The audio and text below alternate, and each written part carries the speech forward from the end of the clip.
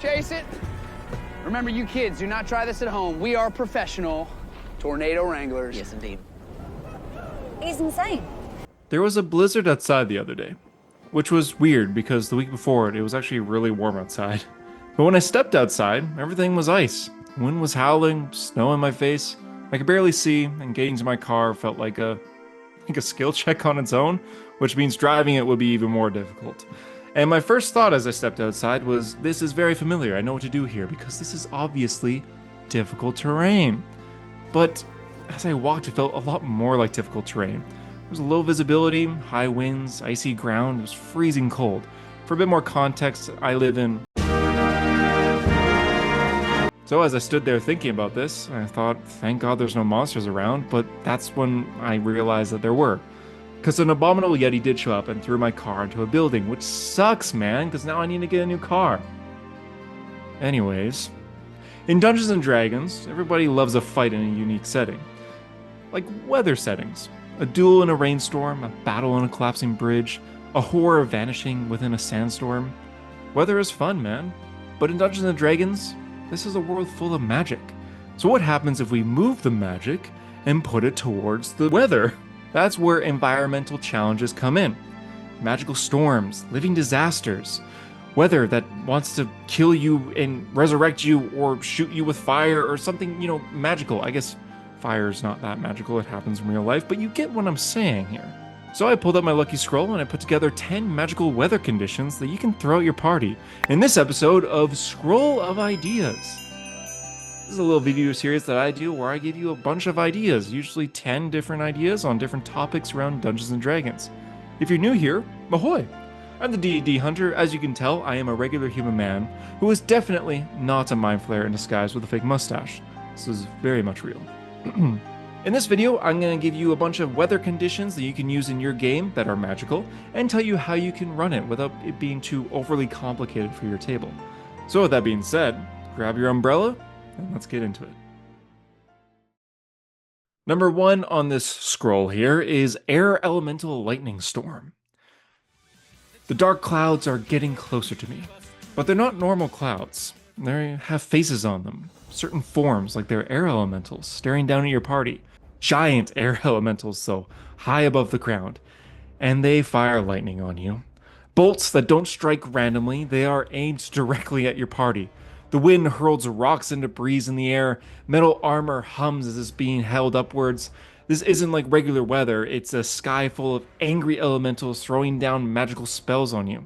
Now mechanically how this would work is each round lightning targets someone that's exposed. Especially players that are wearing a lot of metal armor or have a lot of metal on them. Sort of like in Legend of Zelda games, how if you have a lot of metal on you during a rainstorm, lightning will be more attracted towards you.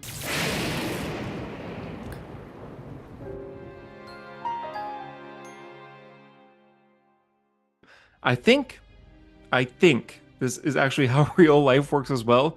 Don't go into a lightning storm wearing like full metal armor. That's probably a bad idea. But in Dungeons & Dragons, a lot of people tend to wear this stuff. So you're just going to be more attracted towards these air elementals hurling down lightning at you. So keep this storm fast, keep it dangerous, and keep it a bit more fun. It's a challenge, but it's a fun one. Number 2 is Earthquake Fissures. Don't give a warning for this. Slam your hand on the table, make it a jump scare, and start describing in a very loud voice that an earthquake has started. The ground has exploded beneath their feet. Cracks tear across the battlefield like the earth is splitting its jaw. Some fissures glow with magma, others drop down into blackness so far that you can see a faint purple glow at the bottom, which could be an Underdark city. This is the land itself attacking the party, or trying to swallow them. Now mechanically, this works as sudden dex saves to avoid falling. Fail, and you're going to be taking damage, or worse, death as you fall far, far, far, far down. The battlefield becomes unstable, making everything difficult terrain. Movement requires checks or clever thinking. You gotta use ropes, spells, and creative problem solving to shine down here. If you have a player in your party that can fly, then I guess they avoid this, or they are the person catching the people that are falling. I know a lot of DMs don't like having party members that can fly. I, for one, am all for it because it gives opportunities like this a moment for them to be in the spotlight here. Hey, if you want to be an Azamar, that's awesome. This is your chance to use those wings. Number 3 is a magical flood. The rain doesn't stop. It's been weeks, months maybe. Rivers overflow. Paths have vanished. Entire towns have drowned. But the water moves wrong. It curls upwards even. It forms whirlpools on dry land. Glowing runes can flicker beneath the surface like something is guiding it. Maybe this flood is a broken ritual. Maybe it's a wrath of a drowned god. Mechanically speaking, athletics or acrobatics checks can be used to avoid being swept away. Failure separates the party or drags them towards a whirlpool that leads them somewhere unexpected, like a ruin, a cave system, maybe something deeper. Exhaustion can build up fast if you keep repeatedly failing this saving throw, though, trying not to drown yourself, which makes this more of a fight between losing exhaustion points rather than hit points. But in the end, maybe the only way to find the source of this is to fail purposely. Let the flow take you, let the stream take you to what's actually causing it. Number 4 is Ice Mirror Blizzard. The ice storm hits fast, sort of like it did for me in real life recently. The snow is like shattered glass, the wind screaming, and the party can see themselves in the ice beneath their feet, like distorted reflections, future versions, broken versions, death versions. There's a movie that came out recently called Whistle, and it is okay. But the cool thing about this movie is the sort of ghosts in this movie are reflections of yourself, but how you would look when you're dead, like as you died.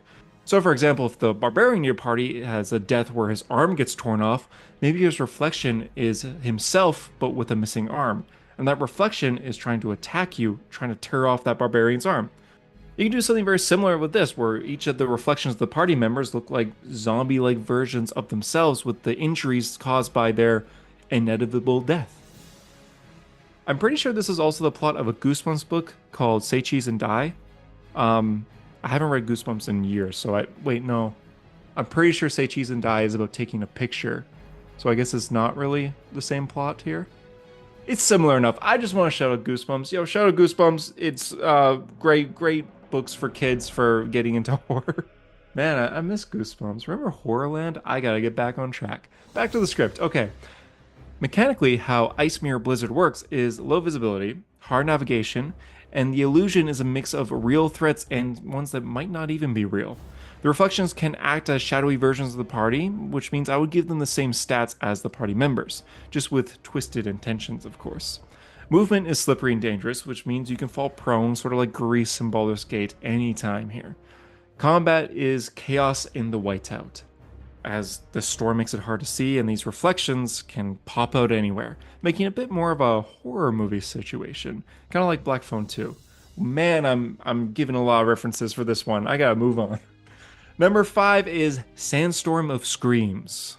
The desert wind rises. At first, it's just the wind, but then the sandstorm starts to whisper.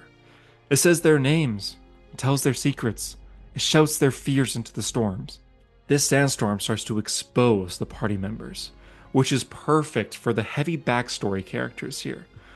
Mechanically, how this works is wisdom saves need to be used to resist being overwhelmed. Fail, and your character's secret is echoed across the storm. Navigation is difficult, visibility is low, exhaustion starts to creep in. It's less about damage and more about psychological pressure here. This one I only recommend if you do have party members with a lot of secrets involved, whether it's in their backstory, something that they did in-game here that they're just role-playing that their fellow party members don't know about. It kind of forces backstory exposure, which can force character development and can be used in good moments and bad moments. So be careful if you're using this, fellow DMs here. Maybe talk with your players beforehand, like, hey, I'm going to expose your secret in one of these sessions during your session 0. But in the end, the Sandstorm of Screams can be very interesting for a player versus player dynamic. Not in the sense that they're going to fight each other. I mean, they could. I don't know what secrets your party has, but like drama at the table, you gotta love it. Number 6 is Volcanic Lightning. The volcano nearby has erupted. Ash falls like snow. Lava cuts through the land, and the sky above crackles with lightning born from eruption. There's fire below, there's lightning above. The battlefield has changed, and it's changing rapidly, which means every single round of combat, if you're in combat here, battlefield's different, essentially. The map you're playing on is changing. Mechanically, lava flows, creates shifting terrain. You gotta do movement checks like acrobatics and athletics to avoid this fire rushing through, and lightning is targeting you in the open spaces. This was one that's really good to keep it cinematic and mobile. Reward players who use the chaos to their advantage and describe it sort of like Mount Doom in Lord of the Rings, or Mount Doom in Rings of Power, or Mount Doom in I can't think of anything else. This is Mount Doom, basically. Just have your party fight in essentially Mount Doom during its destruction or its birth here. It can be really cool and really just exciting to be fighting here or escaping the destruction happening or trying to stop it if you're like level 20. Maybe it's possible. Number 7 is Shadow Fog. A thick, colorless fog rolls in. Torches dim, sounds dull, and shadows stop matching their owners. Silhouettes peel off the walls, movements lag behind, shapes in the mist look like the party members, but they move differently. You can't trust what you see. This is another sort of reflection battle here, but it's still different from the Ice Mirror Blizzard. How Shadow Fog works mechanically is, although there is still heavily obscured vision, it's not a blizzard this time, it's fog, which means perception is at disadvantage. But this time the reflections is their actual shadows that maybe still stick to 2D surfaces here. I wouldn't make them fully 3D, I would have them on the ground still, maybe grabbing onto your player's ankles, trying to prevent them from moving or dragging them somewhere here. It's hard to attack what is 2D here, it's hard to attack something that is your own shadow, literally here, which can make it sort of interesting to see how the players combat this. Do they literally like stab their own shadows on the ground or trees, or are they doing something like casting daylight to stop them? But if you're destroying your shadow, what does that mean for you?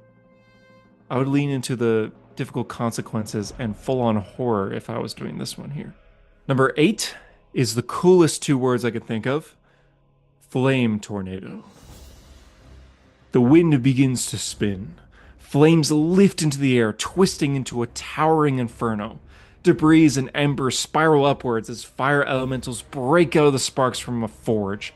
This tornado is moving, it's bright, it's hot, it haunts, it consumes, it is unstoppable, unless you're a high-level party. Mechanically, how this works is the tornado shifts positions each round. Too close means ongoing fire damage. Failed movement checks like acrobatics and athletics can pull the players towards the center. Smoke interferes with vision and concentration. This is not really a fight against a tornado, this is more like an escape.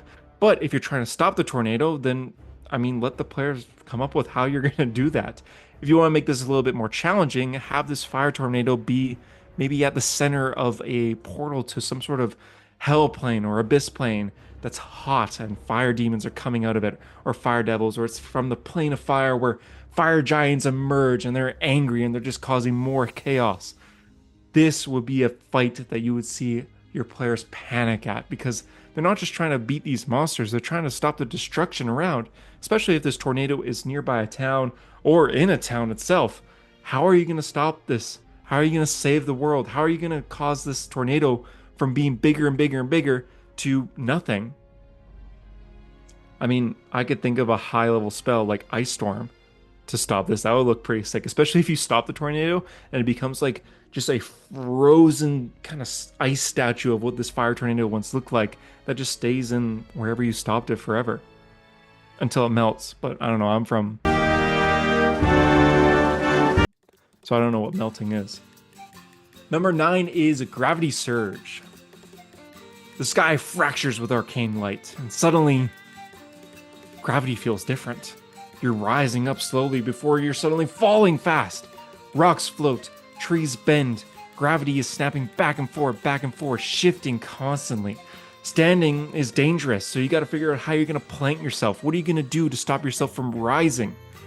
Mechanically, each round gravity changes direction. Strength or dex saves can be used to avoid being thrown or knocked prone. And when gravity does reset, if you're in the air, you're going to take fall damage as you fall, unless you have something like Featherfall planned or another idea. Your players have to anchor themselves and be ready for when the gravity changes. Kind of looks like the scene that I'm showing you right here, but during like combat or something, which makes it even more scary and challenging. Do it in a place like a forest so your players do have a chance to grab onto a tree or something. If you do this in like an open field, then man, you are a difficult dungeon master, and I respect you so much for that. It makes it a bit more fun and I guess a bit more fair if this is also affecting whatever you're fighting, if this is happening during combat. So if you're fighting like a group of bandits and they're also experiencing what you're experiencing, screaming as they go up in the air, trying to plant themselves on the ground, that can be a lot of fun as a dungeon master and as players to experience, just to kind of be like, you and the enemy are both in this really weird situation together, and maybe you both don't know why it's happening. Finally, number 10 is Wild Magic Hailstorm. This one's fun. I've done this one before. The dark clouds gather, glowing with unstable energy. But instead of rain, it's actually massive shards of crystal that are falling down, causing magic to crash into the ground. Each of these crystals can detonate with wild magic. So that means teleportation can happen, polymorph, elemental bursts, summon creatures. No one knows what's about to happen as these shards of crystals are landing near them. Mechanically, each round, an impact zone is chosen, and dex saves are used to avoid that. Force damage can happen if you are within that area of, I did like 15 feet by 15 feet, just little like bubbles of areas that these crystals are landing in. That might be overkill. Maybe you just want to do 10 feet or 5 feet, up to you. In the end, when this crystal does land and a player is within the area that it's landing in, they would have to make a dex save, and if they fail, then they're going to be hit by a wild magic table. So I would roll on the wild magic table, and they would be affected by whatever number I land on. Maybe they're teleporting 5 feet away, or maybe they're turning into like a flump for like a minute or something like that. It makes this hailstorm extremely unpredictable and very, very fun and funny in general. I had my party laughing as we did this. It was a lot of fun. And in the end, fun is what D&D and Wild Magic specifically should feel like. Just a good time at the table where you don't know what to expect. It doesn't have to be very serious, but if you do put it in a serious situation, that could be even more funny. In a non-serious way, of course. And that's it for my scroll of ideas here. Let me know in the comments below which one you would throw at your party, or if you've already done something similar. I'd love to know your ideas here.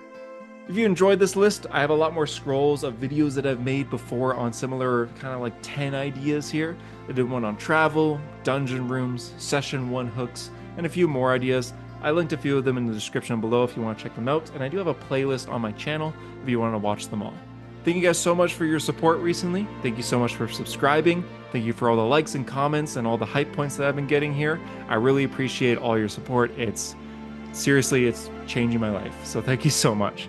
Until next time, I'm the D&D Hunter, definitely not a Mind Flayer in disguise, and I'll see you in the next one. Bye-bye.